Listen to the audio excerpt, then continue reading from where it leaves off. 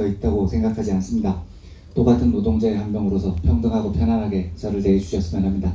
이 이야기는 지금부터 정말로 자유롭게 주무셔도 된다는 뜻입니다. 제 강의를 해보면 굉장히 헛된 시도를 하시는 분들이 한두 분씩 꼭 나오십니다. 몰래 주무시려고 하십니다. 불가능합니다. 여러분들 궁금하시면 나중에 쉬는 시간에 여기 한번 나와 보십시오. 제가 있는 자리가 여러분들보다 한 10cm 정도 높습니다. 그리고 뒤쪽으로 가시면 가실수록 의자 각도가 이렇게 위로 올라갑니다. 이 구조에서는 여러분들께서 어떤 기술을 쓰셔도 제 눈을 피해서 주무실 수 있는 방법이 없습니다. 가끔 가다가 중학교 때 수학자를 했던 분들 중에 각도 재시는 분들이 있습니다. 앞사람 등 넓은 사람 각도 뒤에 숨어서 열심히 노력하시는 분들이 있는데 다 보입니다.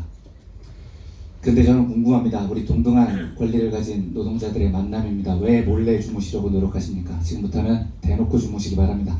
앉아서 꾸벅꾸벅 졸지 마시고 힘들면 털썩 엎어져서 주무셔도 됩니다. 지금 자리가 조금 털썩 엎어져서 주무시기 불편하시죠?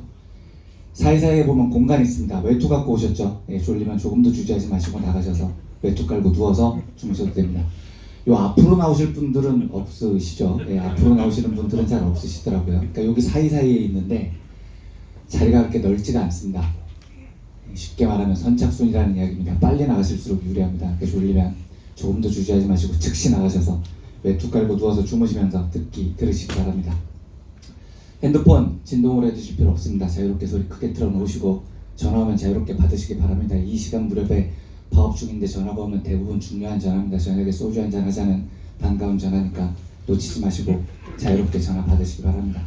지금 쉬는 시간 없이 바로 시작하는 것 같은데 중간에 이야기를 못 나눈 동지분들이 있으시면 조금 더 주저하지 마시고 자리 이동하셔서 3, 4, 5 모이셔서 즐겁게 담소 나누시면서 행복하게 이야기 들으시기 바랍니다. 강의가 당연히 중간에 지루해집니다. 지루해지면 주저하지 마시고 핸드폰 뽑으셔서 스마트폰 뽑으셔서 평소 하시던 게임, 유튜브 검색, 네이버 검색 등등을 통해서 자칫 원래 스마트폰이라는 게 강의가 지루할 때 보라고 만들어 놓은 겁니다. 조금 더 주저하지 마시고 편안하게 사용하시기 바랍니다. 요약하자면 저하고 함께 있는 이 시간 동안에 이 강의실에서 허용되지 않는 것은 불법행위밖에 없습니다. 모든 합법행위가 다 허용됩니다. 강도, 살인, 강간 이것 빼고 다 허용이 된다는 겁니다. 음주 됩니까? 이렇게 물어보시는 분들이 있는데 당연히 됩니다. 술 가져오셨으면 꺼내셔서 술 드세요. 제가 그 거창에 그 거제 대우조선해양 하청 노동조합에서 강연 한 번 할 때 음주 됩니다 이랬더니 캐비넷에서 진짜 소주를 꺼내오셔가지고 강사도 한잔해 이래가지고 강의가 개판된 적이 있습니다. 저한테만 안 주시면 됩니다. 저한테만. 여러분들께서 자유롭게 술 드시면서 편안하게 지금부터 이야기를 함께 들어주셨으면 합니다. 현대 경제학 이론 중에 매기효과라는 경제학 이론이 있습니다. 저는 날짜도 까먹지 않고 있는데 1997년 11월 3일에 극적으로 합격을 해서 IMF 터지기 딱 보름 전입니다. 합격을 해서 동아일보라는 종합일간지에서 한 10년 정도 기자 생활을 했습니다. 10년 기자 생활을 하는 동안 5년을 경제부에서 생활을 했고 5년을 사회부에서 생활을 했는데 종합일간지 경찰 기자 5년 생활이 제 인생에서 가장 지옥 같았던 시간입니다. 여러분들 혹시 파업하시면서 경찰 기자 이런 분들 만나보셨습니까? 예, 조금 더 세게 하시면 등장합니다. 이 종합일간지 경찰 기자라는 애들은 제 경험상 일종의 미친놈들 집단입니다. 그러니까 정상적인 사고를 가지고 있지 않습니다. 우리는 보통 대화를 할 때 띄어쓰기라는 걸 사용을 하죠.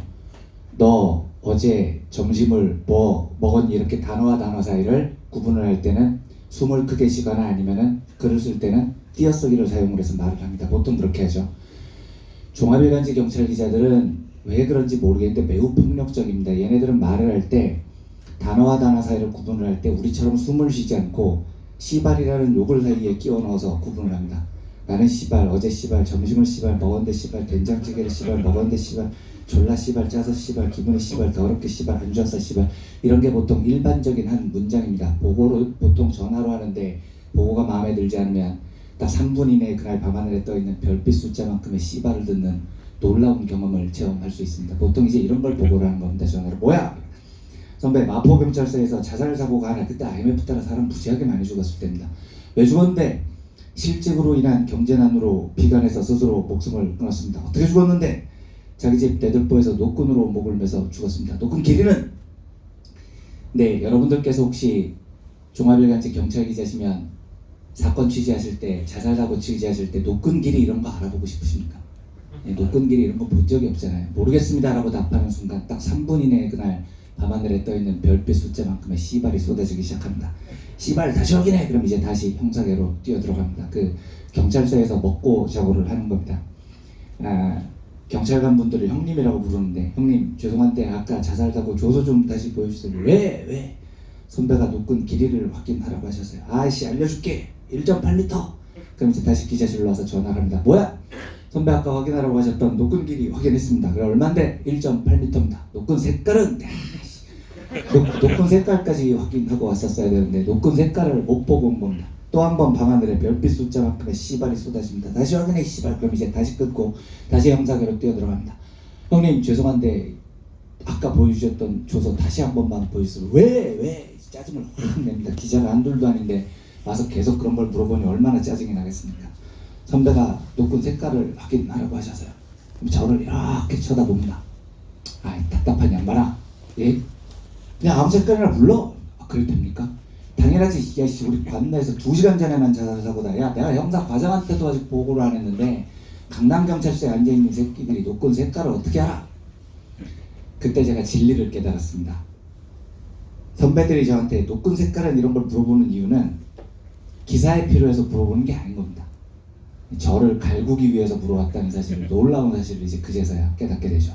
그 뒤로는 노끈 색깔은 이런 걸 물어보면 취재가 안 돼 있어도 태연히 노란색입니다 라고 뻥을 칩니다. 노끈은 대부분 노란색이죠 여러분. 무지개 색깔 노끈 이런 건 잘 없는 거니까요. 그렇게 해서 막내 생활을 벗어나고 2년이 지난 다음에 드디어 98년에는 경제가 안 좋아서 후배를 못 받았고요. 99년에 드디어 후배를 받았습니다. 이제 제가 드디어 막내에서 벗어났는데 기쁨도 잠시, 제가 이제 그 씨발을 해야 되는 교관이 된 겁니다. 제가 선배들한테 물어봤습니다. 저는 성격이 사람 앞에서 쌍욕하고 이런 성격이 아니거든요. 도대체 이 짓을 왜 하는 겁니까? 왜 쌍욕을 이렇게 하는 겁니까? 그냥 좋게 이야기해줘도 되잖아요. 그때 선배들이 저한테 해줬던 이야기가 이거였습니다. 조직은 긴장감이 생명이다 새끼야. 야 내가 니네들 수습 때 씨발 쌍욕을 했었던 건 니네가 미워서 그랬던 게 아니야. 다 니네들 긴장감 갖고 일을 배워서 좋은 기자가 빨리 되라고 그랬던 거지. 이게 선배들의 가르침이었습니다. 매기효과라는 경제학 이론은 북유럽 지역에 노르웨이, 핀란드, 덴마크 같은 복지국가가 모여있는 곳에 바다가 굉장히 차가운데 여기에서 청어, 정어리들이 많이 잡힌다고 합니다. 여기 정어리들이 끝내주게 맛있다는 겁니다. 특히 살아있는 상태에서 요리를 하면 식감이 매우 뛰어난 고급 요리가 된다고 하죠. 문제는 울산에 계시면은 상관없으실지 모르겠는데 저처럼 내륙 지방에서 사는 사람들은 육지에서 살면 고등어회 먹기가 조금 어렵습니다. 이 고등어가 운반이 어렵죠. 등푸른 생선들이 환경 변화에 되게 예민해서 수주 안에 놓고 한 2시간 달리다 보면 다 죽어 있습니다. 얘네들도 마찬가지입니다. 살아있는 상태로만 육지로 운반을 하면 큰 돈을 벌 수 있는데 수주 안에 한 몇백 마리 놓고 달리다 보면 환경 변화를 이기지 못하고 정어리들이 떼죽음을 당합니다. 이걸 어떻게 하면 살릴 수 있을까가 이 지역 어부들의 최대 고민이었습니다. 그런데 한 어부가 비법을 발견합니다.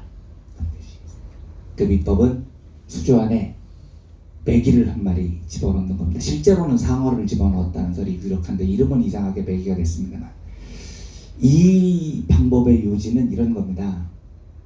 좁은 생태계 안에 천적을 한 마리 집어넣는 겁니다. 그러니까 상어를 딱 집어넣으면 정어리들이 그 좁은 수조 안에서 살아보겠다고 미친 듯이 헤엄을 칩니다. 도망을 다니는 거죠. 남들보다 더 빨리 헤엄쳐야 살아날 확률이 높아집니다. 이렇게 열심히 도망을 다니다 보니까 한 3시간을 달려도 얘들이 다 살아있었다는 겁니다. 그 원래는 죽었어야 되는 애들인데 너무 바빠서 못 죽은 겁니다. 그러니까 5분만 시간이 있었어도 충분히 죽을 수 있었어요, 얘들. 근데 그 5분이 없어서 슬프게도 살았다는 그런 이야기인 겁니다. 이 이야기를 전해 들은 경제학자들이 매기효과라는 경제학 이론을 만들어냈습니다. 어떻게 하면 조직의 성과를 높일 수 있을까요? 가만히 놔두면 노동자들이 나태해서 일을 열심히 안 해서 조직이 죽습니다. 그래서 조직의 효율을 높이기 위해서는 죽을지도 모른다는 공포를 심어주라는 겁니다. 천적을 집어넣는 거죠. 이러면 노동자들이 살기 위해서 경쟁해서 이기려고 하게 되고 열심히 일을 하고 남들보다 더 좋은 성과를 내려고 하고 그러다 보면 조직의 성과가 좋아진다라는 이론입니다. 효과가 있을 것 같습니까? 없습니다. 질문을 바꿔볼까요? 마음에 드십니까? 안 됩니다. 안타깝게도 개떡같은 헛소리입니다. 실제로도 효과가 없습니다. 실제로 실험을 해보면 상어를 딱 집어넣는 순간 정어리들이 쫄아서 몸이 다 굳어버립니다. 그냥 죽습니다. 실제로도 안 됩니다. 실제로. 그런데 실제로 되고 안 되고를 떠나서 이 이론을 들었을 때 우리는 질문을 처음부터 완전히 다시 해야 된다. 도대체 어떤 새끼들이 감히 우리를 저 수조 안에 가뒀냐는 겁니다. 어떤 새끼들이 무슨 자격으로 우리를 정어리 취급하기 시작했습니까? 그리고 진짜 중요한 건 이렇게 하면 누군가가 죽습니다. 어떤 새끼들이 무슨 자격으로 우리 생명을 담보로 이따위 짓거리들을 하고 있습니까? 자그마치 300년 동안 자본주의가 운영되어 왔던 원리가 이겁니다. 좁은 곳에 가둬놓고 경쟁을 시킵니다. 패자를 죽음의 구렁텅이로 내몰겠다고 위협을 가합니다. 그렇게 해서 300년 동안 우리를 착지해 왔습니다. 그런데 질문을 정말로 다시 해봐야 됩니다. 우리는 왜 이런 세상에서 살아야 되냐고요. 수조는 우리의 고향이 아닙니다. 우리가 살았던 곳이 아니라고요. 우리한테 허락을 맡아야 되는 겁니다. 여러분들 살아오시면서 단 한 번이라도 이따 이 세상에서 살아도 괜찮다고 허락을 해주신 적이 있습니까? 인류가 300년 동안 자본주의라는 시대를 살아왔는데 역사책에 보면 영국 런던에서 산업혁명이 시작됐고 공장이 들어서고 뭐 그렇게 해서 자본주의가 발전했다, 산업혁명이다, 뭐 이렇게 적혀 있습니다.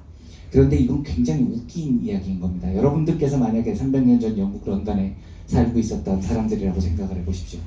자본주의인이 산업혁명이니 이런 단어를 알 수 있었을 것 같았습니다. 모릅니다요. 300년 전 영국 런던 시민들이 보기에 무슨 어마무시한 변화가 있었던 게 아닙니다. 그냥 내가 살던 동네에 공장이 생긴 겁니다. 내가 살던 동네에 노동자들이 생겼을 뿐입니다. 어마무시한 변화가 아니었다고요. 그런데 이 작은 변화가 인류가 7,000년 동안 문명이라는 것을 이루고 살아오면서 지켜왔던 가장 소중한 원칙 하나를 박살냅니다. 인류가 메소포타미아 문명 이래 7,000년 동안 사회를 이루고 모여 살면서 단 한 번도 깨트린 적이 없는 원칙이 하나 있습니다. 뭔지 아십니까? 협동입니다. 인간은 7,000년 동안 단 한 번도 돕고 살아온다는 것에 의심을 가져본 적이 없습니다. 그리고 서로 돕고 살았을 때 훨씬 더 높은 성과와 효율을 나타냈습니다. 7,000년 동안 우리는 그렇게 살았습니다. 그런데 어느 날 자본주의라는 게 그냥 우리가 살던 동네에 공장이 생겼을 뿐인데, 산업혁명이라는 게 시작됐을 뿐인데, 인류가 살아왔던 이 소중한 원칙 하나가 박살이 나버리죠. 그리고 지금 우리가 살고 있는 이 수조 같은 세상이 시작이 됩니다. 지금부터 여러분들과 두 가지 세상에 대해서 이야기를 해보려고 합니다. 하나는 잭 웰치라는 미국의 경영자가 만든 세상입니다. 하나는 이게 이웃 쪽국 이야기라서 참 하기 싫은 이야기인데 도요타라는 회사가 만든 세상입니다. 서점에 가서 경영학 코너에 가서 아무 책이나 하나 뽑아보면 백발백중 잭 웰치라는 사람의 이름이 나옵니다. 경영의 신이라고 불리는 사람입니다. 미국의 제너럴 일렉트릭이라는 거대한 기업을 수십 년 동안 이끌었던 사람이죠. 이 사람이 만든 세상의 형식은 이런 겁니다. 10% 룰이라는 건데요. 압도적인 성과 연봉제의 세상입니다. 이게 바로 신자유주의를 이끌어왔던 경영의 원리입니다. 우리 노동자들을 대하는 자세이고, 이게 뭔가 전 세계적으로 가장 합리적인 인사 관리 방침으로 여겨져 왔습니다. 이런 건 이렇습니다. 제일 일을 잘하는 10%, 반드시 매 기수마다 상대평가를 통해서 제일 일을 잘하는 10%를 분류를 해내서 엄청나게 보상을 해줍니다. 그리고 중간에 80%를 분류를 해서 너 조금만 일 잘해서 10% 안에 들면 엄청나게 돈 많이 벌 수 있어 라고 격려를 해줍니다. 그리고 이 10% 룰의 핵심은 반드시 어떤 경우에도 하위 10%를 분류를 해냅니다. 그리고 제너럴 일렉트릭은 이 하위 10% 노동자들을 매년 반드시 해고합니다. 무슨 일이 있어도 해고합니다. 이게 그 유명한 잭 웰치의 10% 룰이라는 겁니다. 전 세계를 지배했던 인사평가 제도죠. 또 하나의 제도, 또 하나의 세상이 있습니다. 일본 토요타라는 자동차 회사가 만든 세상입니다. 1970년대, 80년대 우리나라 현대자동차, 기아자동차들이 견학 간다고 토요타 공장에 가보면 공장 문을 활짝 열고 견학을 이렇게 쭉 끌고 다니면서 방송에서 토요타 엔진의 구조, 뭐 설계 도면, 디자인의 원리 이런 걸 방송으로 다 얘기를 해줍니다. 그 현대차들이 놀라서 아니 이 영업 비밀을 다 알려주시면 어떻게 합니까? 라고 반문을 냈다는 겁니다. 토요타 애들이 그때 이렇게 얘기를 합니다. 다 베껴가세요. 상관없습니다. 토요타의 핵심 경쟁력은 엔진 구조에 있는 게 아니니까요. 다 베껴 쓰셔도 됩니다. 라고 이야기를 합니다. 그럼 토요타의 핵심 경쟁력은 뭔데요? 라고 물어보면 토요타는 이렇게 대답을 했습니다. 우리의 핵심 경쟁력은 토요타의 정신입니다. 이렇게 답을 합니다. 토요타 정신은 뭐냐? 노동자들을 가족으로 대하는 겁니다. 오쿠다 히로시라는 토요타의 십몇 년 동안 회장을 맡았던 사람의 이야기입니다. 이 사람은 노동자는 가족이다라고 주장을 합니다. 그래서 혹시 간부들이 와서 회장님 올해에는 너무 실적이 안 좋으니까 노동자 몇 명 잘라야 되겠습니다라고 이야기를 하면 히로시 회장은 야 가족을 해고를 해? 내가 가장인데 가장 보고 가족을 자르라는 거야? 그 주장을 하려면 책임을 먼저 가장에 나한테 물려라. 내 배를 먼저 갈라라. 내 노동자들을 자르려면. 이렇게 답을 했다고 합니다. 두 가지 세상이 있습니다, 여러분. 하나는 노동자들을 가족처럼 대하고 협동을 중요시하는 토요타의 세상이고, 하나는 노동자들을 항상 분리해서 상위자들에게 우쭈쭈해주고 하위자들을 벌주는 세상입니다. 어떤 세상이 우리 노동자들에게 더 좋은 세상일까요를 묻지 않겠습니다. 질문은 이겁니다. 어떤 세상이 기업에 더 효율적일까요를 묻고 있는 겁니다. 다음 장 부탁드립니다.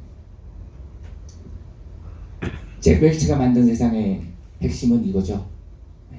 성과 연봉제를 통해서 매기 효과 같은 것을 만들어서 효율을 높이겠다는 겁니다. 다음 장이요. 실제로 그럴까요? 실험을 해보겠습니다. 지금부터 말씀드리는 건 어디 좌파 빨갱이 경제학자들의 이야기가 아닙니다, 여러분. 미국 듀크 대학교에서 경제학과 교수하고 있는 데안 에리얼리라는 굉장히 유명한 젊은 경제학자의 연구입니다. 이스라엘의 반도체 공장에서 실험을 했습니다. 노동자들을 세 그룹으로 나누고 인센티브를 각각 다른 형식으로 봅니다. 첫 번째 그룹에게 이 반도체 공장에서 다음날 생산성이 좋아지면 $30의 인센티브를 돈으로 주겠다고 걸었습니다.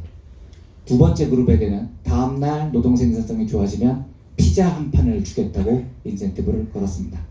세 번째 그룹에게는 아무것도 안 주고 직장 상사가 와서 따뜻한 격려 한마디를 주기로 했습니다. 어느 쪽이 가장 성과가 좋아졌을까요? 잭 웰치가 만든 세상에 따르면 당연히 이게 제일 성과가 좋아져야 됩니다. 그렇죠? 우리는 돈에 반응하는 세상이니까요. 그런데 그런 실험 결과가 나왔으면 제가 여기서 소개를 하겠습니까? 어느 쪽이 가장 좋았을까요? 다음 장 넘겨주십시오. 첫 번째 날의 결과입니다.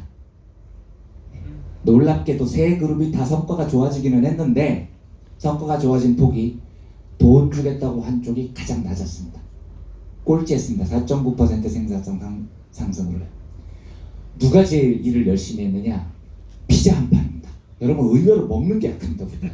먹는 거 준다 그러면 굉장히 기쁘죠. 피자 한 판이 최고의 생산성 향상을 나타냈습니다. 그런데 진짜 놀라운 건 따뜻한 격려 한마디가 피자 한 판과 거의 비슷한 수준의 노동 향상성을 나타냅니다. 우리를 인간답게 대접해주고 우리를 가족처럼 대접해줄 때 우리는 굉장히 높은 수준의 노동 효율성을 나타냅니다. 이게 첫날의 결과입니다. 이 실험을 5주 동안 지속했습니다. 5주 동안 지속했더니 순위가 역전됐습니다. 그 결과를 보겠습니다. $30 인센티브를 건 곳이 어떻게 됐을까요? 마이너스입니다. 망했습니다. 뻘짓한 겁니다, 여러분. 사람에게 우리 앞에서 돈 몇 푼 이렇게 앞에 달랑달랑 거려놓고 열심히 일하면 이거 줄게라고 이야기를 하는 것은 한마디로 흉딱짓입니다. 실험 결과가 그렇습니다. 생산성이 마이너스 6.5%입니다. 순위가 역전된 부분은 두 번째 것과 세 번째 것입니다. 피자 한 판 2위로 내려갔습니다. 그러니까 피자도 첫날은 열심히 하죠. 5주 동안 피자 준다고 하면 누가 이것 때문에 열심히 하겠습니까? 당연히 피자 한 판도 노동 생산성이 마이너스로 떨어졌습니다. 유일하게 세 파트 중에 노동 생산성 향상을 보여준 것은 우리를 인간답게 대접할 때입니다. 그때 우리가 훨씬 더 효율적으로 일을 합니다. 다음 장 부탁드립니다. 에리얼리가 두 번째 실험에 나섭니다. 벨기에 제약회사 영업사원들에게 똑같은 실험을 합니다. 비슷한 실험인데 너희 다음날 약 많이 팔아오면 성과급 줄게 이겁니다. 약을 많이 팔아오면 성과급을 주는데 첫 번째 그룹에게는 많이 팔아오면 15유로의 성과급을 주겠다고 돈을 걸었습니다.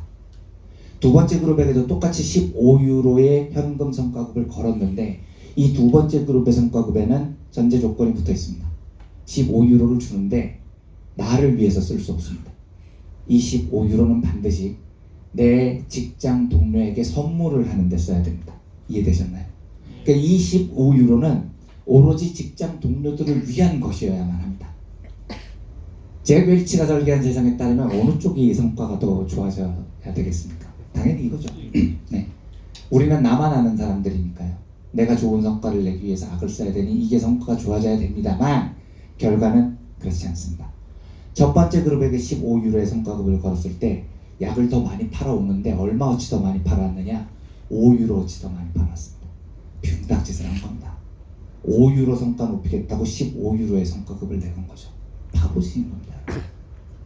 그런데 놀랍게도 내 동료들을 위해서 선물을 하도록 성과급을 내걸었을 때 성과는 17유로어치로 나타납니다.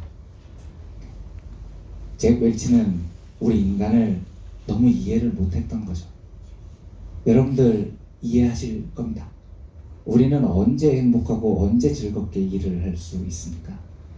직장 동료들과 신뢰를 가질 때, 옆에 있는 동지들이 가족처럼 느껴질 때, 우정 어린 동료들과 업무 끝나고 소주 한잔 할 수 있는 기쁨이 있을 때, 그때 행복한 겁니다.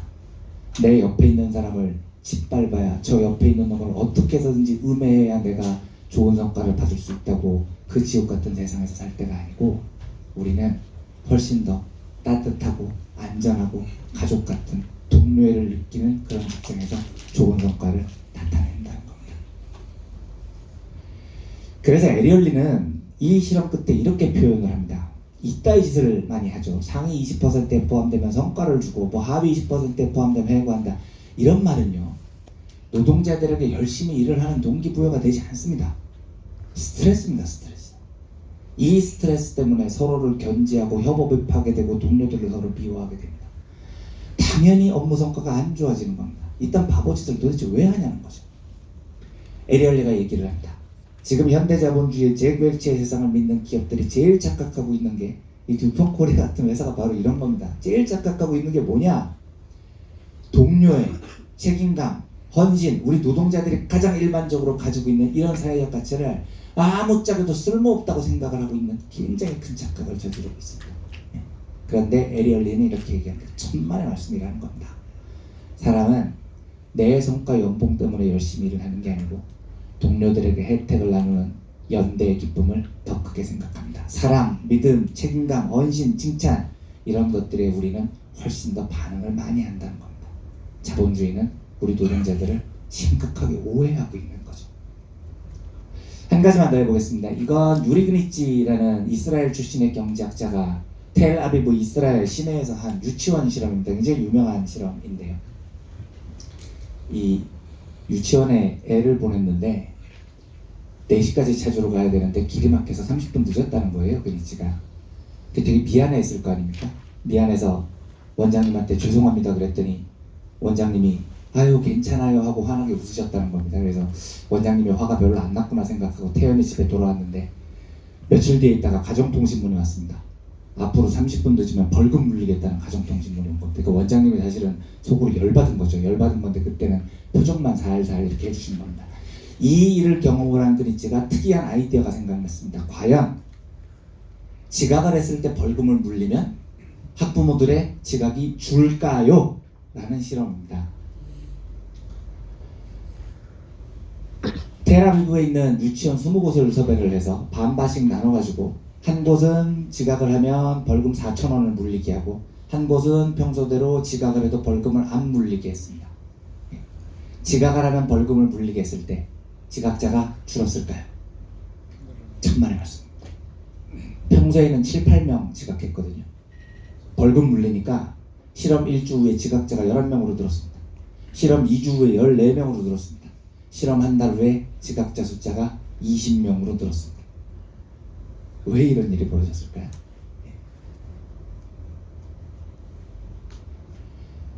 평소에 유치원 어린이집에 지각을 하면 부모들이 미안해합니다. 이걸 도덕이라고 부릅니다. 도덕의 영역이 있는 겁니다. 그런데 그 도덕의 영역에 벌금을 물리면요, 도덕이 아니라 이제 그때부터는 돈의 문제가 됩니다. 여기 지각하는 사람들한테 왜 지각하셨어요? 라고 물어보면 태연하게 이렇게 대답합니다. 지각하면 어때? 벌금 냈잖아. 이겁니다. 돈 냈잖아. 내가 대가를 지불했잖아. 정당한 대가를 지불했으니까 지각해도 되지가 돼버립니다. 도덕의 영역을 돈으로 대체하면 이런 위험한 문제가 생깁니다. 그래서 그니치가 놀라가지고 아 뜨거 하고 이걸 빨리 돌렸습니다. 벌금을 물린 것을요. 다시 정상적으로 벌금을 없앴더니 지각자 숫자가 원상 회복했을까요? 아닙니다. 20명이 그대로 유지가 됩니다. 왜요? 이미 지각이 돈의 문제라고 생각을 한번 바꾼 사람들은 이 생각을 바꾸지 않습니다. 지각 한 번당 4,000원짜리야 라고 생각을 해버리는 겁니다. 한 번 바뀐 생각은 다시 돌아오지 않죠. 자본가들이 진짜 착각하고 있는 게 이런 겁니다. 돈을 많이 주면 일을 열심히 하고 돈을 안 주면 열심히 일을 안 하고 뭐 이런 문제죠. 그래서 열심히 일을 안 하는 사람한테 성과급을 앞에 딱 내걸고 열심히 일하세요 하고 딸랑딸랑 하면 그 사람이 돈 많이 벌고 열심히 일을 할 것 같습니까? 참마예요. 어떤 실험 결과도 그런 성과가 나타나지 않습니다. 성과연봉제에 의해서 성과급이 낮은 사람들, 노동자들은 보통 어떤 생각을 하는 줄 아십니까? 월급 깎였잖아.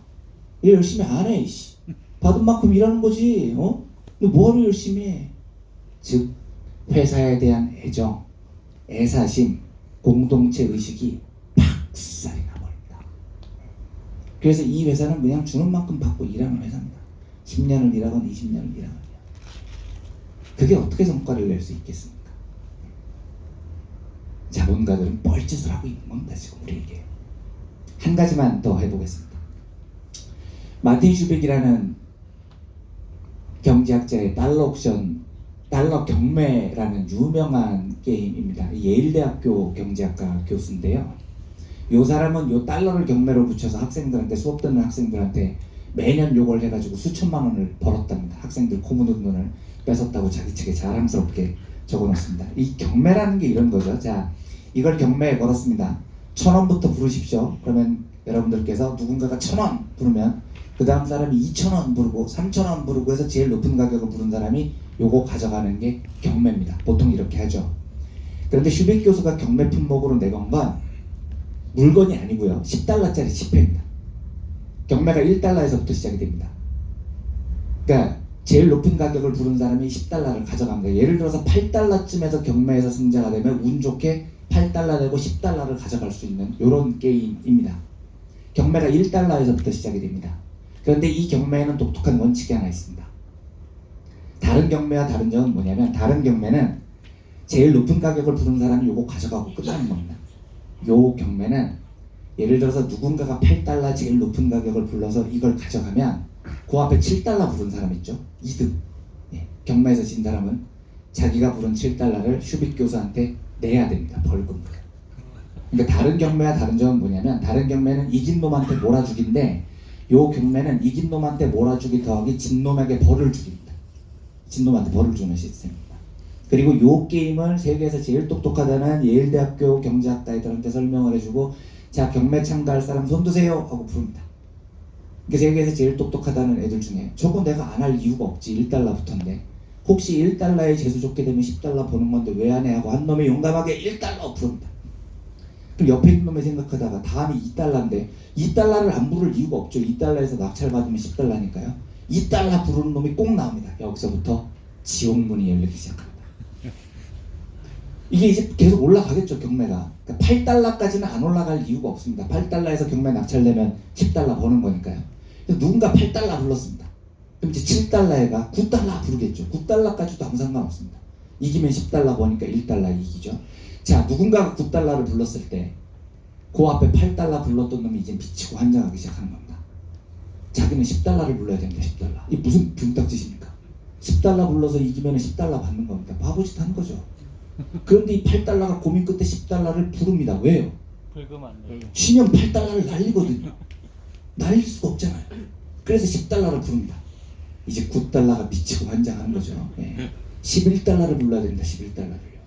여기서부터는 바보들의 대행진이 됩니다. 11달러 불러서 이겨도 11달러 내고 10달러 받아오는 겁니다. 이 왜 미친 짓입니까? 그런데 9달러가 잠깐 고민하다가 11달러를 부릅니다. 왜요?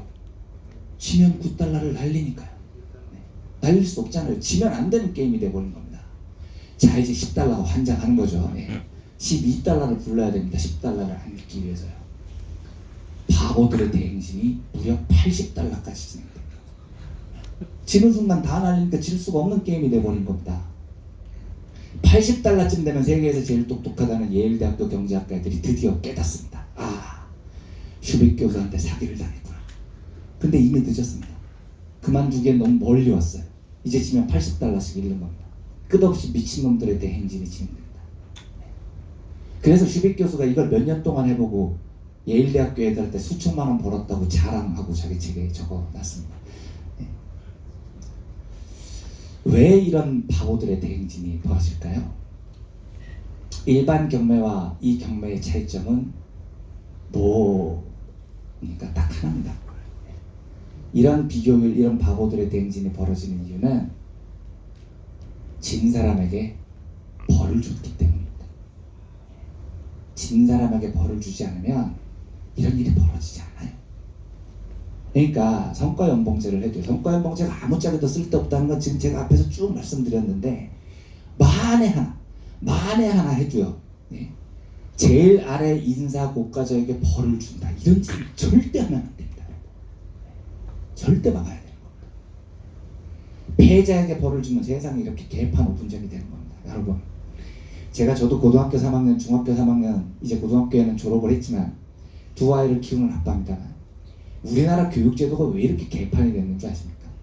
여러분, 스웨덴이나 노르웨이 같은 복지국가 가보면 거기도 공부 잘하는 사람들 의사나 변호사 되면 돈 많이 벌어요. 한 연봉 한 2억 정도 받습니다. 그 사람들도요. 그런데 그 나라 고등학교 교과, 중고등학교 교과 과정이 우리나라처럼 미친 짓 안 합니다. 영어학원, 수학학원 보내고 미친 짓 안 해요. 왠지 아십니까? 공부에 소질 있는 놈은 공부해서 의사 되면 한 2억 원 연봉 받고 사는데 승자는 그만큼 가져가는 건 상관없는데 공부를 못했다고 대학을 나오지 않았다고 벌을 주지 않기 때문입니다. 스웨덴이나 노르웨이 같은 복지국가는 고등학교를 나오건 중학교를 나오건 누구나 다 인간답게 살 수 있습니다. 경쟁에서 졌다고 벌 주지 않아요. 그러면 세상이 그렇게까지 개판이 되지 않습니다. 우리나라 교육제도가 왜 이렇게 개판이 되는지 아십니까? 대학을 안 나왔다고 벌을 주기 때문입니다. 이러면 세상이 어떻게 되냐면요. 지면 죽는 겁니다, 여러분.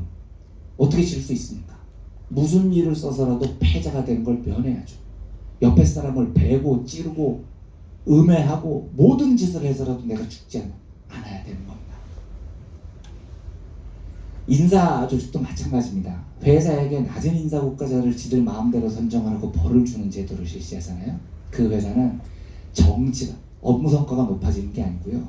동료들 음해가 판을 칩니다. 그 사람들 원래 그렇게까지 나쁜 사람들 아니에요. 그런데 동료들 꼰지르고 욕하고 상사한테 아부하고 정치질이 난무합니다. 왜 그런 줄 아십니까? 지면 죽으니까요. 죽을 수는 없지 않습니까? 그래서 조직이 개판이 되기 시작합니다. 협업은 박살이 나고 조직의 효율이 바닥에 떨어지죠. 이런 짓을 하지 말라는 겁니다. 그런데 제가 지금까지 드렸던 이 수많은 이야기들은 사실 여러분께 오해하지 마십시오. 제가 노조에 와서 민중의 소리라는 이름도 불구죽죽해 보이는 언론사 기자가 와서 이런 얘기를 하니까 어디 빨갱이 경제학자들의 이론을 막 얘기하고 아닙니다, 여러분. 이거 다 하버드 비즈니스 리뷰 뭐 이런 데에 나오는 이야기들입니다.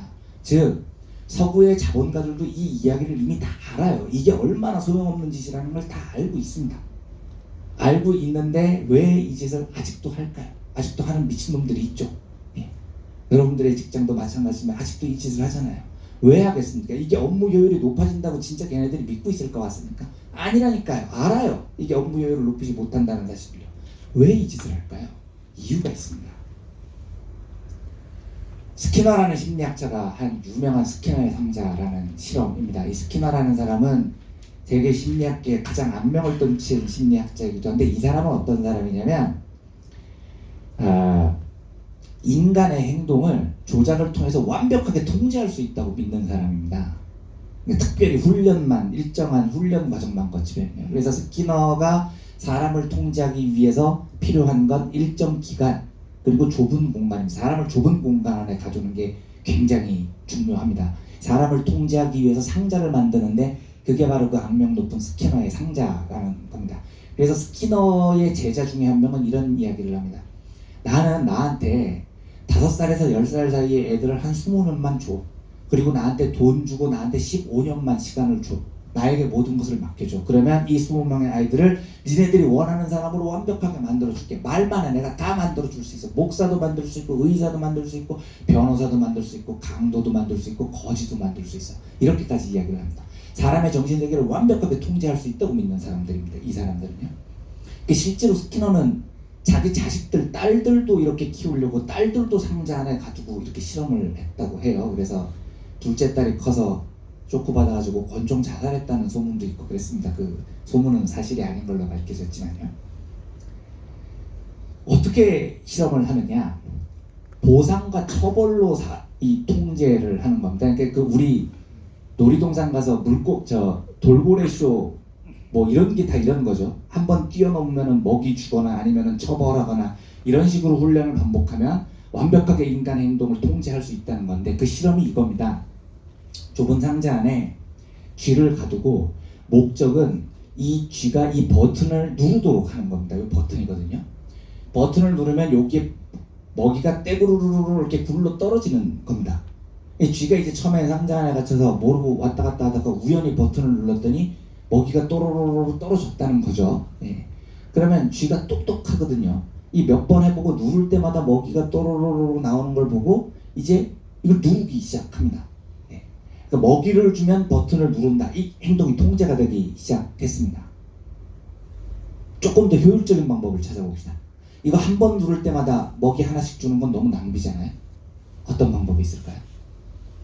2번 누를 때마다 하나 주면 어떻겠습니까? 누를까요? 누릅니다. 네. 이 똑똑해가지고 한 번 눌러도 안 나오고 2번 누를 때 나오면 규칙을 파악하면 이제 더 빨리 누릅니다. 딱딱 이렇게 누릅니다. 5번의 먹이 하나 어떻습니까? 이건 이제 훨씬 더 효율적이죠. 가능할까요? 가능합니다. 역시 쥐가 똑똑하기 때문에 5번마다 한 번 먹이가 나온다는 사실을 알면 더 열심히 누릅니다. 5번을 막 눌러야 먹이가 나오는 거예요. 어디까지 갈 수 있을까요? 10번 가능할 것 같습니다. 가능합니다. 10번마다 한 번 먹이 주면 이제 먹이 되게 아끼죠. 더 열심히 누릅니다. 40번 가능합니다. 40번까지 가능합니다. 그러니까 이 정도면 먹이를 엄청나게 아끼는 거죠. 예, 그러면 40번에 먹이 한 번 주면 쥐가 먹이 먹겠다고 40번을 열심히 누릅니다. 안 주는 건 어떨까요? 처음 몇 번만 주고 안 주는 건요. 요건 안 됩니다, 여러분. 쥐가 똑똑해서 처음 몇 번 주고 안 주면은 파악을 하고 안 누릅니다. 이 스키너가 비겁하게 얍실하게 누르면 나오는 소리만 또로로 들려준 적이 있었는데 이것도 안 됩니다. 즉 우리의 행동, 노동자들의 행동을 통제하기 위해서는 성과 뭔가를 주기는 줘야 된다는 겁니다. 40번에 한 번이라도 주기는 줘야 된다는 겁니다. 자본가 입장에서는 가장 먹이를 아끼고 우리를 통제하고 싶겠죠. 이 방법 중에 최고의 방법이 있습니다. 언제 쥐가 가장 열심히 버튼을 누를 것 같습니까? 40번에 한 번도 상당히 효율적인데 가장 효율적인 방법은요. 아무 때나 주는 겁니다. 랜덤하게 주는 겁니다. 랜덤하게. 생각나면 하나씩 굴려주는 겁니다. 또로로. 규칙 없이요. 이러면 쥐가 어떻게 하냐면 예를 들어서 10번 누르면 먹이가 한 번 나온다라는 규칙이 있으면 쥐가 자기 생활을 통제하기 시작합니다. 배가 고프면 10번 눌러서 먹는 거고요. 피곤하면 안 누르는 거죠. 왜냐하면 배고플 때 다시 10번 누르면 먹이가 나오니까요. 그런데 언제 나올지 모르면 쥐가 어떻게 되는 줄 아십니까? 이 누르는 걸 멈추지 못해요. 이거 언제 나올 줄 알고 멈추겠습니까? 그렇잖아요. 멈췄을 때 나오면 엿대는 거잖아요. 언제 나올지 모르기 때문에 하루 종일 미친 듯이 여기에 매달려서 누르고 자빠져 있습니다. 완벽하게 통제하는 거죠. 여러분 그 강원랜드 같은 데 가보면 빠찡코가 아니고 슬롯머신 같은 거 있거든요. 거기 가보면 슬롯머신 땡기는 사람들 보면 옆에 자리 깔아놓고 밑에 자리 깔아놓고 화장실도 못 갑니다. 진짜로 미친 듯이 계속 당기고 앉아있어요. 밥 먹으러도 안 갑니다. 거기서 컵라면 먹고요. 가서 물어보세요. 아니 좀 쉬세요. 그러면 뭐라고 대답하는 줄 아십니까? 쉬는 동안 터지면 어떻게 못 쉬는 겁니다, 여러분. 이게 가끔 던져주는 거에 무서운 점입니다. 안 던져주지 않아요. 강원랜드 같은 도박장에서 분명히 대박을 터뜨려 줍니다. 그래서 사람들 머릿속에서 이걸 당기다 보면 언젠가 대박이 나오는지 알아요. 그런데 이게 언제 나오는지 모르잖아요. 그럼 사람이 돌아버립니다. 진짜로요.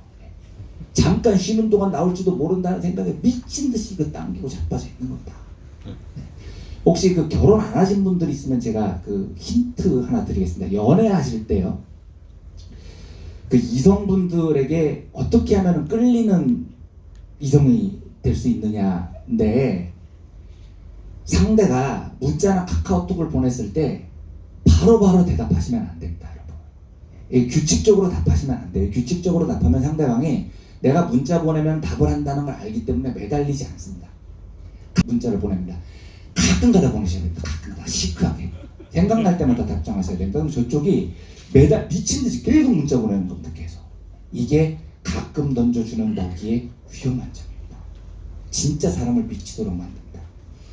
여러분, 성과연봉제 같은 하는 회사를 보면은요, 무슨 어마무시한 기준이 있는 것처럼 이야기를 하고 효율성을 높인다고 생각을 하지만, 사실 어떤 회사도 인간의 노동 업무 능력을 점수로 평가를 하는 게 불가능합니다. 이건 경영학에서 수차례 입증이 된 겁니다.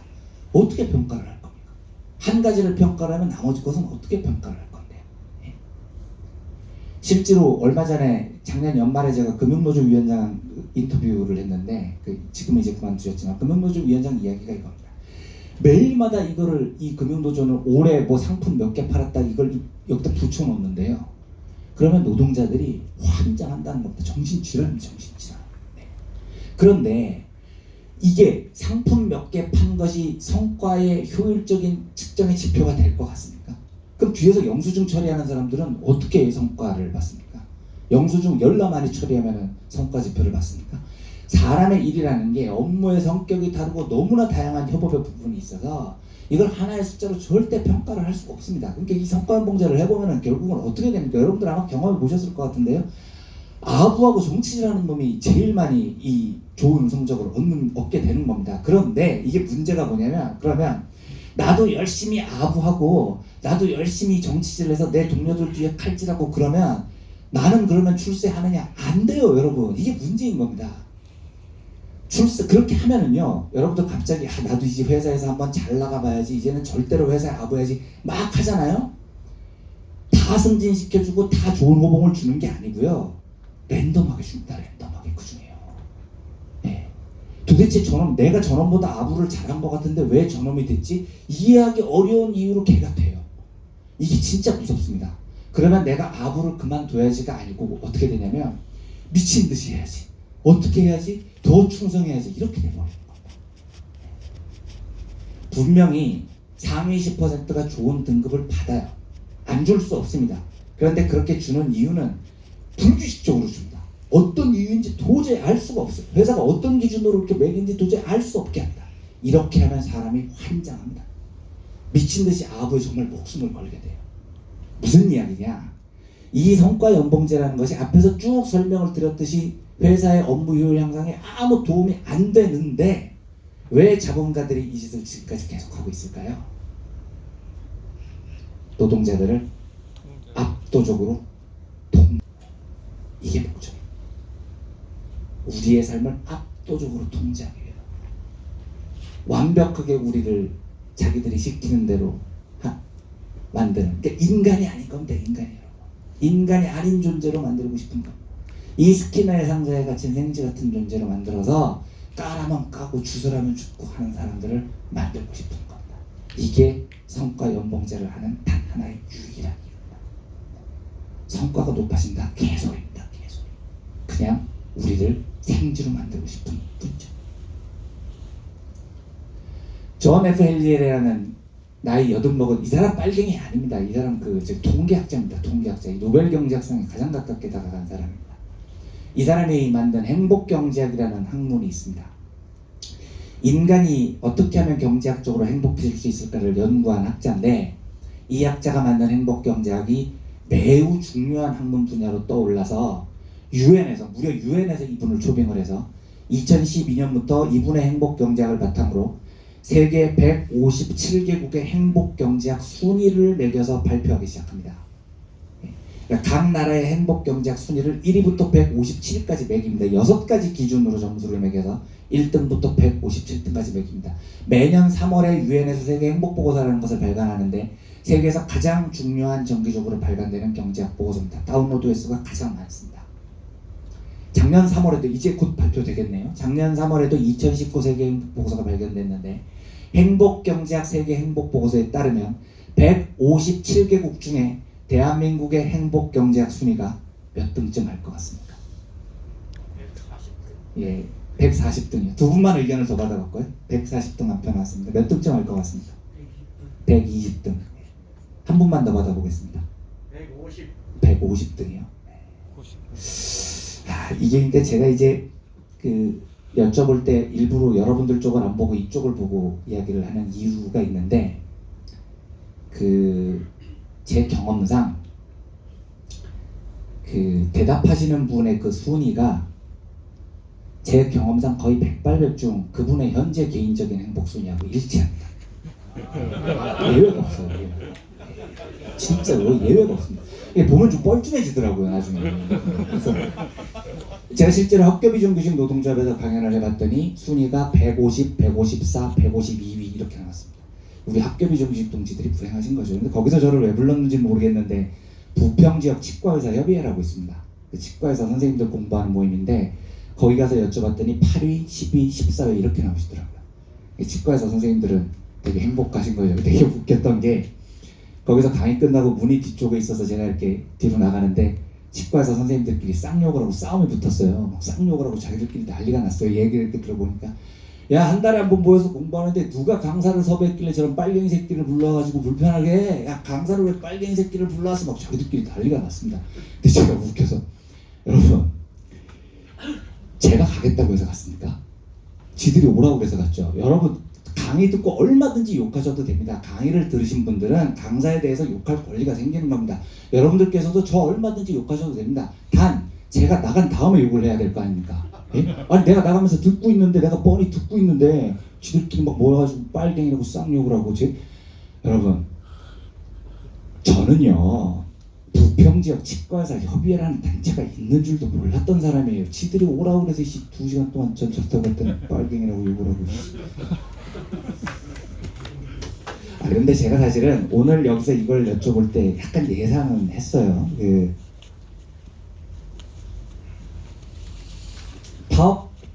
파업을 길게 하시는 노동조합 강연에서는 순위가 굉장히 낮습니다. 사실 파업이 힘들죠. 그러니까 이걸 감안하고 들어야 됩니다. 제가 보통 100위까지 100위 이하로 내려가면 굉장히 집안에 안 좋은 일이 생겼을 경우가 대부분 많거든요. 근데 뭐 파업을 하시는 분들이니까 뭐 충분히 보통은 이제 파업 끝나고 주변 분들에게 물어보십시오. 아까 150위 한 분 있으셨죠?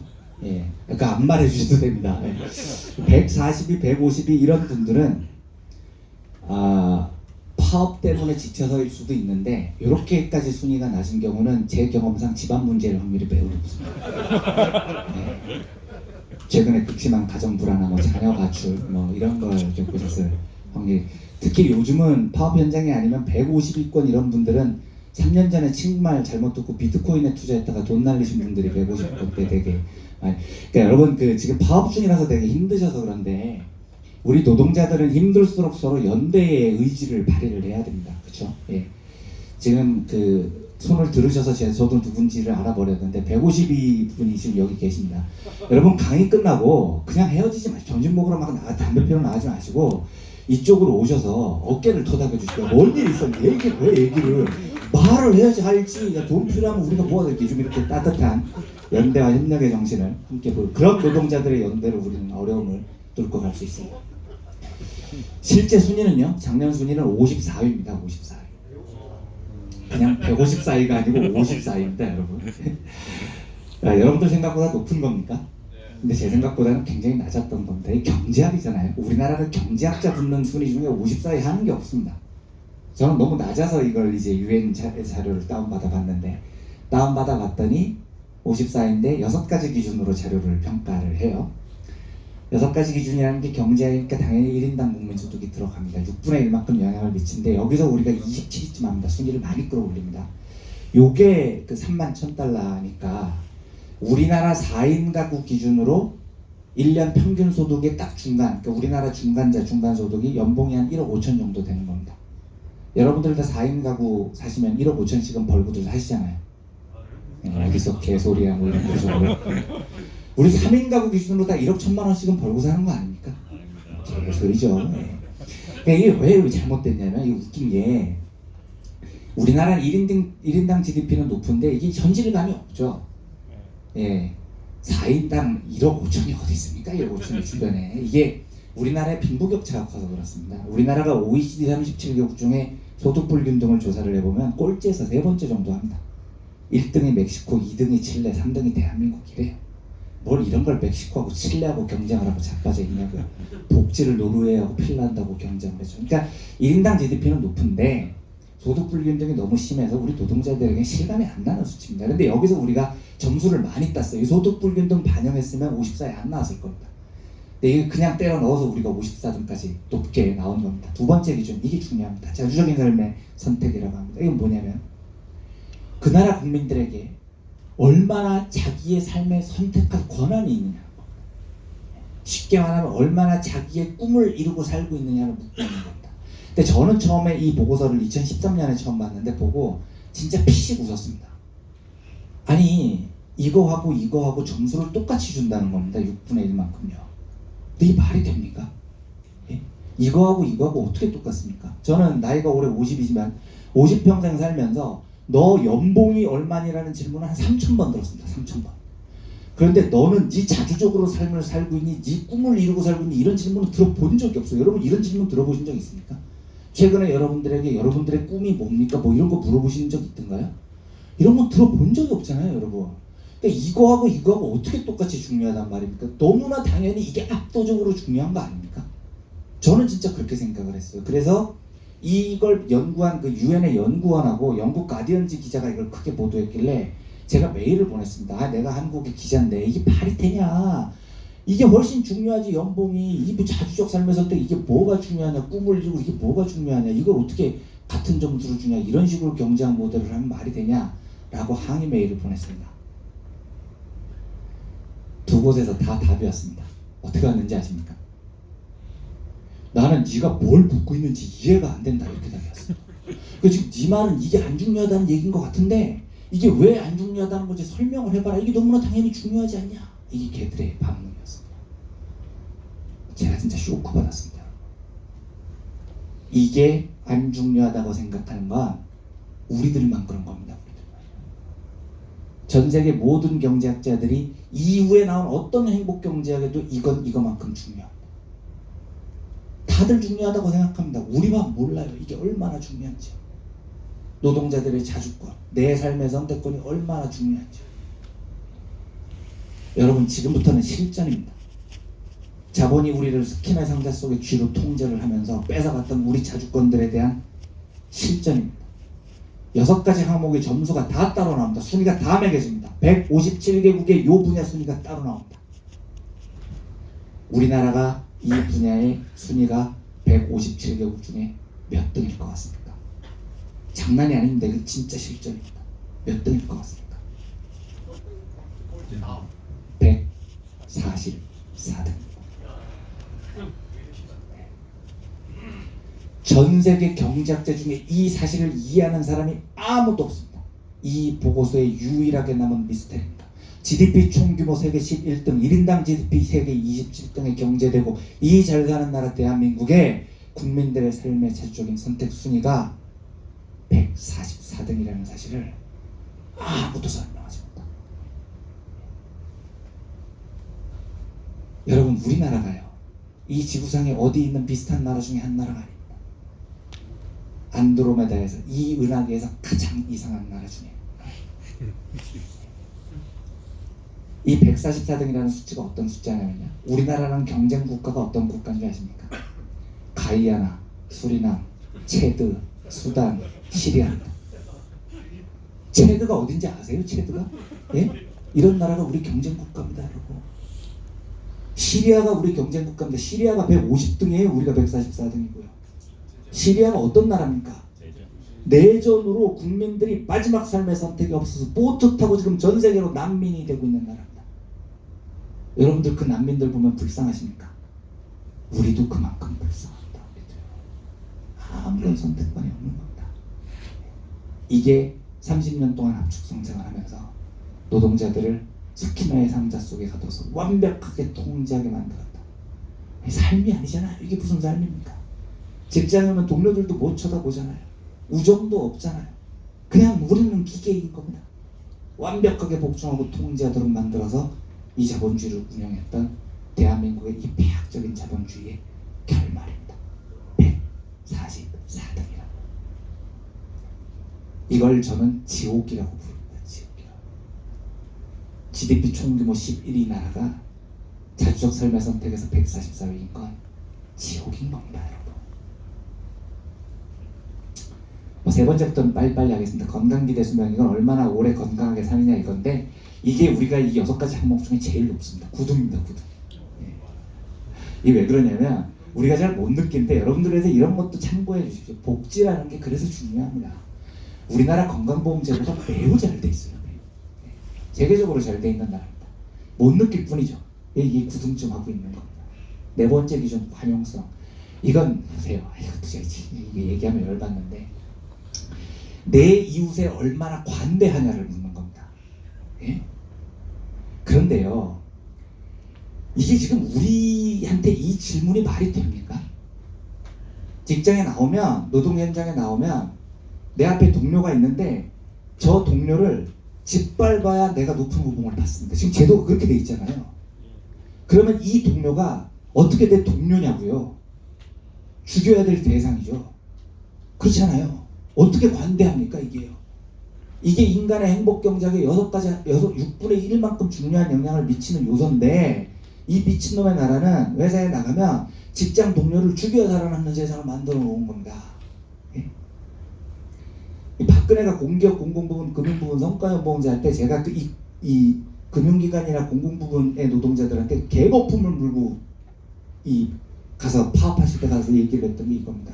이거 못 막으면은요, 여러분들은 이제 삶을 포기하셔야 됩니다, 여러분. 직장에 나올 때마다 내 앞에 있는 놈이 죽여야 될 놈이 된다는 세상을 생각을 해보십시오. 이게 얼마나 미천하고 좋습니까?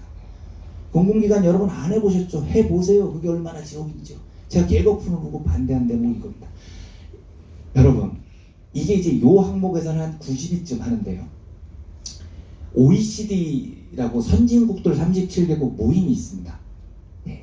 이 OECD 선진국 37개국 모임에서 이 행복경제학 보고서를 따라 만든 게 있어요. 베터 라이프 인덱스, 더 나은 삶의 지수라고, OECD 선진국 37개국 국민들의 더 나은 삶의 지표를 측정하기 위해서 12가지 지표를 쭉, 이건 6가지지만 12가지 지표를 만들어서 그 12가지로 점수를 매겨서 37개국의 삶의 지표를 측정한 보고서가 매년 발간이 됩니다.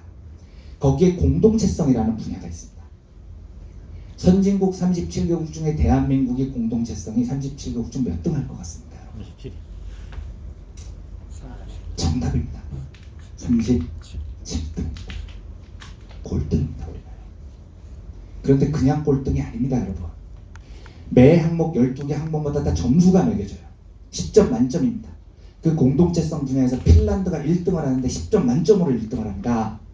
대한민국이 꼴등인데 몇 점 받고 꼴등한 줄 아십니까? 1점. 빵점입니다. 12개 조사 항목 중에 빵점이 딱 3곳에서밖에 안 나옵니다. 부정부패, 브라질, 꼴찌, 빵점. 교육 수준, 남아프리카 공화국, 꼴찌, 빵점. 공동체성, 대한민국, 꼴찌, 빵점. 제가 지옥이라고 한 게 과장 같습니까? 현실입니다. 현실. 현타 오는 거죠. 청렴도, 이건 공무원들 이야기니까 이것도 90몇 등 합니다. 예. 이건 뭐 넘어가고요. 근데 6가지 항목 중에 헬리엘 교수가 가장 중요하게 생각하는 게 사회적 지원이라는 게 국가의 복지 지표를 측정하는 건데, 사실 이건 뭐 복지 지표를 측정하는 게 중요한 게 아니라 헬리엘 교수가 이 설명을 이렇게 합니다. 인간은 언제 행복할까요? 인간은 힘들고 지치고 괴롭고 외로울 때 의지할 수 있는 동지가 있으면 행복합니다. 이렇게 설명을 합니다. 너무 멋지지 않습니까? 저는 이 이야기를 듣고 너무 멋진 겁니다. 사람은 동지가 있을 때 행복합니다. 그런 경험 해보셨습니까? 진짜 내가 너무 돈도 없고 병에 걸리고 힘들 때 나를 내가 의지할 수 있는 친구가 있으면 우리는 행복하죠. 그게 복지지표를 측정하는 이유는 따로 있지만, 인간은요, 회사에 나와서 내 동료들이 경쟁자가 될 때 행복한 게 아니고요, 내 동료들이 동지가 될 때 행복한 겁니다. 그래야 사람은 훨씬 더 행복하고 즐거운 노동을 할 수 있죠. 이제 이 두 세상에 대한 정답을 이야기해 드리겠습니다. 노동자의 입장에서 어느 쪽의 세상이 더 좋으냐를 이야기하는 게 아닙니다. 어떤 세상이 더 기업을 효율적이고 건강하게 만드느냐는 이야기를 하는 겁니다. 10% 룰로 신자유주의 시대의 경영의 신이라고 불렸던 잭 웰치가 만들었던 이 세상은요, 2015년 제너럴 일렉트릭이 공식적으로 이 제도를 포기하면서 막을 내렸습니다. 이게 20% 룰을 포기를 하는 건 각 회사의 일이니까 그냥 넘어가면 되는데, 지인은 그냥 넘어갈 수가 없는 겁니다. 20% 룰이 30년 동안 바이블로 여겨졌으니까요.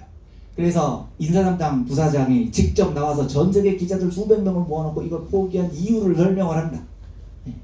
이거를 수십 년 동안 했더니 업무 효율이 높아진 게 아니고 노동자들 사이에서 불필요한 경쟁을 부추겨서 아이디어의 공유와 협업을 막아서 비효율이 탄생했다는 겁니다. 그리고 회사가 제시한 단기 성과주의와 숫자에 집착하는 문화를 만들어서 조직 문화가 개판이 됐다는 거죠. 그래서 포기했다는 겁니다. 10% 룰은 요즘 같은 시대에 통용되지 않는 옛날 방식이다. 신담필벌 제도는 장기적으로 조직 안에 두려움을 확산하고 사내 정치를 조장한다. 이 시대가 2015년에 막을 내린 게 아닙니다. 지희가 2015년에 이걸 포기하기까지 얼마나 고민이 많았겠습니까? 얘네들이 원조집입니다. 원조 마포 돼지고기 곱창집이라고요. 함부로 포기를 못하는 겁니다. 대충 이 문제는 1995년쯤부터 시작이 된 겁니다. 버티고 버티다가 2015년에 항복선언을 한 거죠. 예.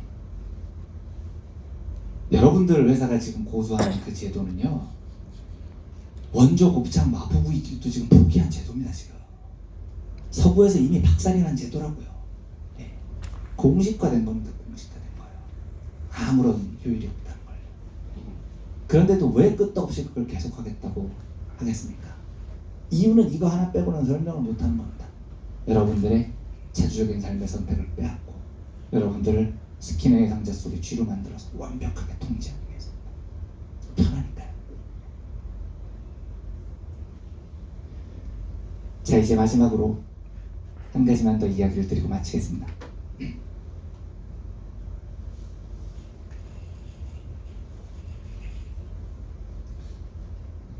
요 이야기 기억나시죠? 이 이야기를 처음 보셨을 때 느낌은 늦게 헤엄치는 정어리는 죽는 겁니다. 그렇죠? 뭐 그러려니 하는 게 당연합니다. 그런데 이 이야기의 진실은 훨씬 더 참혹합니다.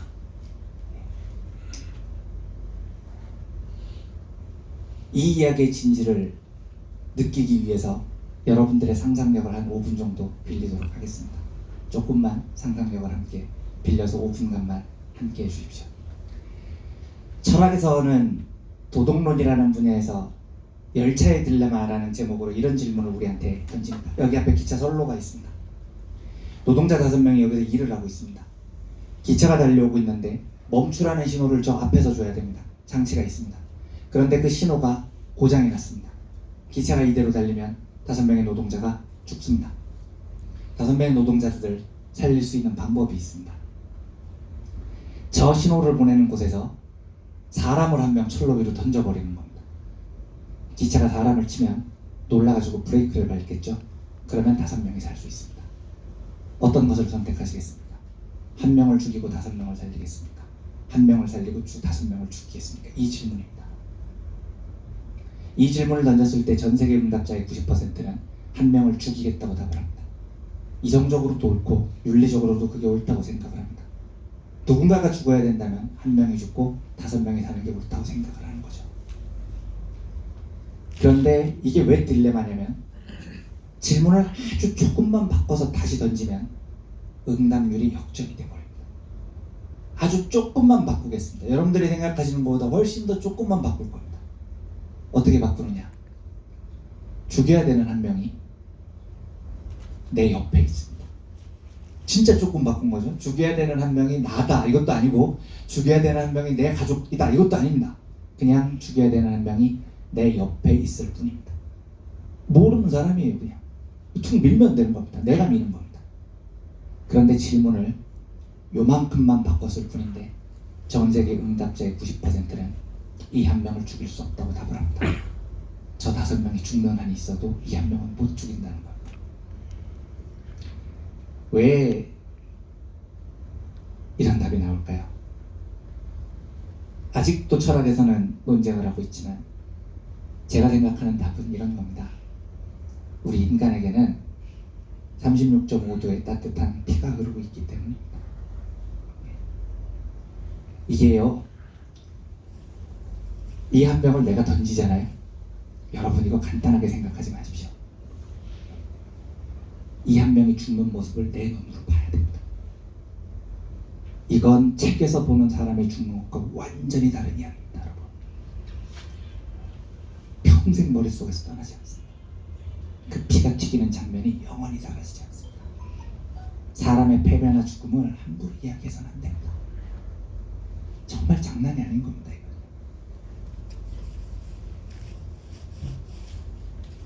제가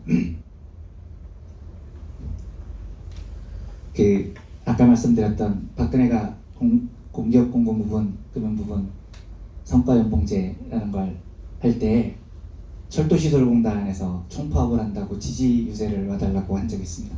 당연히 갑니다. 그런데 약속된 날 전날에 연락이 왔습니다. 기자님 죄송한데 안 오셔도 될 것 같습니다. 그래서 어떻게 됐나요? 해결이 됐을 리가 없죠. 박근혜가 밀어붙이고 있으니까요. 네. 죄송한데 총파업이 무산됐습니다. 이러는 겁니다. 걱정이 돼서 무슨 일이 있었습니까? 그랬더니 그때 박근혜 때라 살벌했을 때죠. 그러니까 총파업을 무산시키기 위해서 회사가 별의별 짓을 다 한 겁니다. 제가 들어 진짜 황당한 게 이게 이제 협박을 하는 거죠. 파업에 참가하면 해고시킨다 뭐 이런 엄청난 위협과 동시에 조합 간부가 노동자하고 조합원하고 복도에서 커피를 한 잔 마셨대요. 그랬더니 이 새끼들이 그걸 보고 몇 분 마셨는지 기록한 다음에 5분 동안 커피 마셨다 이걸 기록해서 5분을 무노동 무임금을 적용을 해서 하루 일당 760원을 깠답니다. 5분 무노동 무임금을 적용한 거죠. 야, 살다가 이렇게 참신한 새끼들 내가 처음 봤습니다. 그래서 와, 진짜 이건 참신상 줘야 된다. 이게 제가 지금까지 봤던 최고 참신상이었는데, 오늘 그 기차역에서 고맙게도 저를 마중 나와 주셔가지고 부위원장님께서 저를 타고 오시면서 야, 5분 무노동 무임금을 뛰어넘는 새로운 참신상 후보를 발견했습니다. 뭐 마이너스 월급 명세서를 받으셨다면서요. 참신한 새끼들입니다 진짜. 네, 대가리를 진짜 어느 쪽으로 올리는지. 하여튼 이때 이 당시만 해도 이게 참신상 1등이었습니다. 근데 제가 오늘 이 이야기를 듣고 이제 1등이 바뀌었습니다. 이 5분 무노동 무임금이 그 760원 깐 게 문제가 아니고요. 노동자들에게 공포를 심어주는 거죠. 그래서 노동자들이 겁을 먹고 총파업에 참여를 못했다는 거예요. 알겠습니다. 힘내십시오. 뭐 이러고 끊었는데 다음 주에 연락이 왔습니다. 와주실 수 있냐고. 가겠습니다. 총파업 시작하셨습니까? 그랬더니 그건 아니고 노동자들 참여가 부족해서 총파업을 못했으니 선도파업은 지금 하고 있으니 그 집행부들만 지금 파업을 한다는 겁니다. 그래서 알겠습니다 하고 내려가서 그 철도시설공단 대전에 있는데 으리으리한 건물에 딱 들어갔더니 1층 로비에 한 20분 정도 집행분들이 천막치고 파업을 하고 있습니다. 그래서 마이크를 주시는데 제가 그때는 2016년이라 좀 어려서 그땐 그랬는데 요즘은 안 그럽니다. 이제 나이를 먹어서. 근데 그때는 제가 이 분을 참지 못하고 마이크를 잡자마자 쌍욕을 하면서 소리를 버럭 질렀습니다. 너무 화가 나가지고요. 요즘은 안 그럽니다만 뭐에 화가 났냐면 이 지금 뭐 하는 짓이요 뭐 이렇게 시작하는 건데, 박근혜가 성과연봉제를 한다는데 이 지옥문을 열겠다는데 총파업을 성사 못 시킨 게 말이 되냐는 게 제 주장이었습니다. 근데 제가 왜 특별히 화가 났냐면 그게 철도시설공단이 철도 노동자들이잖아요. 전 세계적으로 철도 노동자들은 제일 센 노동자들입니다. 철도 노동자들에게는 멈추지 않는 파업의 심장 같은 게 있습니다. 이게 우리나라만 그런 게 아니고 철만은 멈추지 않는다는 이 노동자들의 정신이 전 세계 철도 노동자들에게 공이 있는 정신이에요. 왜냐하면 여러분들 노동자들의 힘은 어디서 나오냐면 멈출 수 있는 힘에서 나오는 겁니다. 멈출 수 있는 힘에서요. 기계를 멈춰 세울 수 있을 때 우리 노동자들이 힘을 갖습니다. 그러니까 대한항공 노조가 왜 엉망진창이 돼버렸냐면 2000년대 초반에 대한항공이 파업을 하려고 할 때 파업을 하면 비행기를 멈춰 세울 수 있습니다. 이때는 노조가 힘이 있어요. 이 파업을 할 사태를 보고 이 조시르가가 실감을 한 거죠. 멈춰 세우지 못하게 해야 되겠구나. 어떻게 해야 되겠습니까? 조종사 노조를 분리하는 겁니다. 조종사들에게 월급 엄청나게 임금 막 수억 원씩 주고 조종사 노조를 뗐어요. 이 조종사 노조가 떨어지는 순간 항공사 노동조합은 아무 힘이 없습니다. 멈추는 힘이 없거든요. 그러니까 노동자들의 힘은 멈춰 세울 수 있는 힘을 갖느냐 못 갖느냐에 달려 있습니다. 끊임없이 회사는 이 멈춰 세울 수 있는 힘을 분리해내려고 하죠. 철도 노동자들이 강한 이유는 철도 노동자들이 그걸 참 잘하는 건데 기관사 노조 따로 만들려고 아무리 회유를 해도 안 먹혀요. 기관사들이 철도 노조 안에 있습니다. 기차를 세울 수 있는 거죠. 이래서 철도 노동자들이 강한 겁니다. 물론 철도 시설공단에 무슨 기관사들이 있는 건 아니지만 그 전통이 철도 노동자들에게 있어서 철도 노동자의 정신이라는 게 있는 건데 이 박근혜 위협에 쫄아가지고 총파업이 성사가 안 되니까 제가 화가 퍽 난 거죠. 제가 그래서 소리를 버럭 질러서 그때 그렇게 이야기를 했습니다. 내가 그 파업에 지금 참가 안 하고 위에 숨어있는 노동자들한테 하나만 뭐 좀 물어봅시다. 여기 있는 집행부분들이 올라가서 물어봐 주십시오. 그 서울에서 내려온 듣보잡 인터넷 신문 기자가 진짜 궁금해하더라고요. 박근혜가 성과연봉제를 한다는데 그걸 막는 파업을 안 하고 거기 숨어 있으면 살 길이 열린다고 진짜 믿는 겁니까? 그래서 거기서 그러고 있는 겁니까? 물어봐 주세요. 네, 진짜 궁금해서 그렇습니다. 제가 거기서 한 말입니다. 성과연봉제라는 게 도입이 되면 매 기수 반기마다 옆에 있는 노동자들을 동료들을 경쟁자로 취급해야 돼요. 우정, 의리, 행복 다 집어치워야 됩니다. 살아남으려면 오로지 딸랑거리는 정치의 기준만 배워야 됩니다. 자신 있습니까? 그렇게 살 자신 있습니까? 평생을 딸랑거리고 살아야 정년퇴직이 보장됩니다. 그렇게 살 자신 있냐고요? 물어봐 주세요. 제가 거기서 한 말입니다. 그렇게 매 반기마다 인사평가에 고난을 뚫고 딸랑거려서 55세에 정년퇴직할 확률이 몇 %나 되겠습니까? 그런데 정년퇴직했다 치고요. 내가 보기에는 확률 매우 낮은데 정년퇴직했다 치고 2016년에 조선일보가 당시 이런 보도를 한 적이 있습니다. 2006년에 중산층으로 정년퇴직한 사람들의 10년 뒤 삶을 추적해 봤더니 2006년 멀쩡하게 중산층으로 정년퇴직한 사람들, 퇴직금 다 받은 사람들이 10년 뒤에 2016년에 100명 중에 15명이 극빈층으로 전락했다는 겁니다. 65세의 극빈층이라는 게 무슨 뜻입니까? 대한민국은 OECD에서 노인 자살률이 제일 높은 나라입니다. 정상적으로 55세에 정년퇴직해도 65세가 되면 100명 중에 15명이 죽음의 위기에 몰립니다. 이거 75세 2026년에 조사하면 몇 % 나올 것 같습니까? 모르긴 몰라도 절반은 나올 겁니다. 제가 철도시설공단에서 물어봤습니다. 자신 있습니까? 지금 무서워서 거기 그렇게 웅크리고 있으면 55세에 정년퇴직할 자신은 있고 65세에 100명 중에 15명 안에 안 될 자신은 있고 75세에 2명 중에 1명 안에 안 될 자신은 있고 멀쩡하게 중산층으로 행복하게 눈 감을 자신은 있습니까? 그럴 자신이 있는 거니까 거기 그렇게 숨어 있는 거겠죠? 그런데 하나만 더 물어봅시다. 만약에 누군가가 미안해, 내가 좀 겁이 좀 많잖아, 내가 이번에 박근혜는 너무 무서워서 못하겠어, 나는 이번에 좀 살아야 되겠어, 미안해, 이렇게 답하는 동료들이 있다면 하나만 더 물어봐 주십시오. 제가 보기엔 불가능한 일입니다. 그렇게 해서 75세에 행복하게 죽음을 맞이하는 건 불가능해요. 그런데 그랬다 치고요. 그럴 수 있다 치고 제가 거기서 한 말입니다. 자식들은 어떻게 할 겁니까? 자식들은 그 세상을 받아들이는 순간 우리 자식들도 똑같은 세상을 살아야 됩니다. 고등학교를 졸업하면 같이 학교 학창 시절을 보낸 아이들을 경쟁자로 몰아넣고 비정규직 자리라도 하나 나면 그 자리에 물고 들어가야 되고, 정규직 되기 위해서 평생을 딸랑거려야 되고, 정규직이 되면 사원 때는 과장한테 딸랑대고, 과장 때는 부장한테 딸랑대고, 부장 때는 본부장한테 딸랑대고, 평생을 딸랑거리고 살아야 그 제도를 뚫고 55세에 우리 자녀들도 정년퇴직을 합니다. 꿈이 뭔지, 정의가 뭔지, 옳음이 뭔지 다 집어치우고 우리 자식들도 똑같이 살아야 됩니다. 그 삶을요. 그렇게 살아도 괜찮습니다.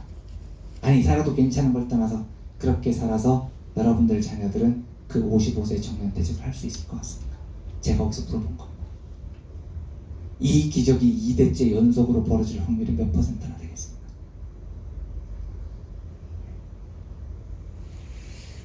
그 아이가 그리고 65세가 돼서 100명 중에 15명 안에 안 들 확률은 몇 %? 75세가 됐을 때 2명 중에 1명 안에 안 들 확률이에요. 그런데 누군가가 와서 미안해, 내가 그래서 우리 영어학원 보내잖아, 내가 그래갖고 이번 파업에 참가 못하는 거야, 미안해, 우리 가족은 살아야 되겠어 라고 답하는 사람이 있다면 이제 마지막 질문입니다. 제가 철도시설공단에서 던진 마지막 질문입니다.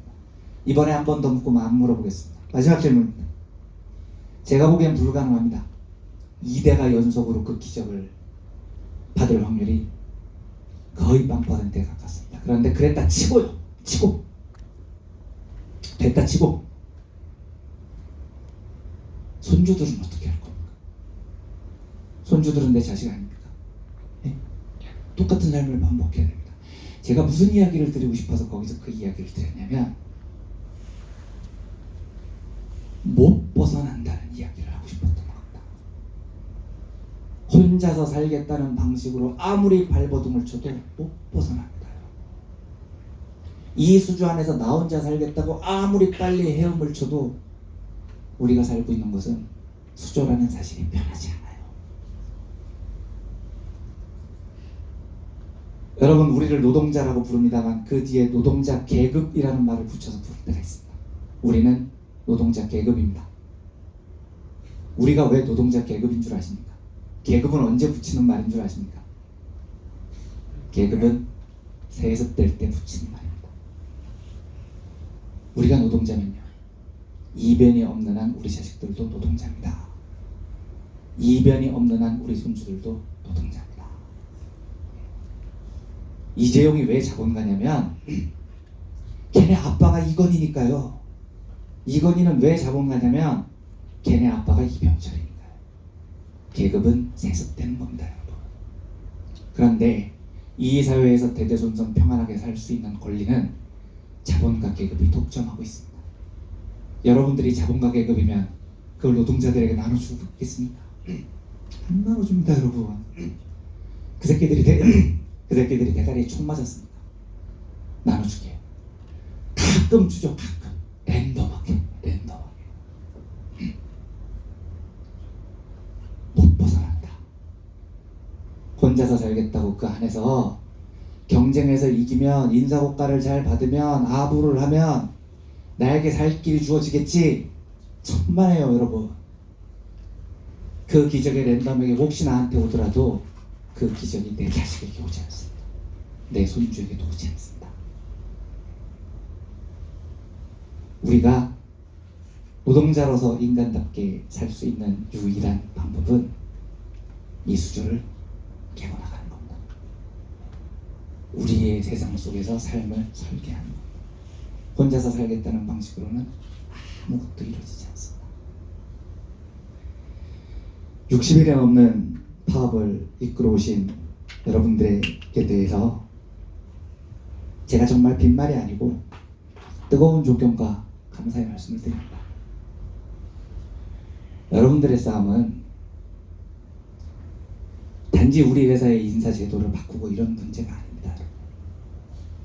부탁드립니다. 사명감을 가져주십시오. 문 덮인 살길을 걸어가는 발자국 같은 겁니다. 여러분들이 이 문제를 어떻게 싸우시고 어떤 결과를 얻느냐에 따라서 여러분들의 걸은 발자국이 산속에 찍힙니다. 그리고 우리의 자식들이 그 발자국을 봅니다.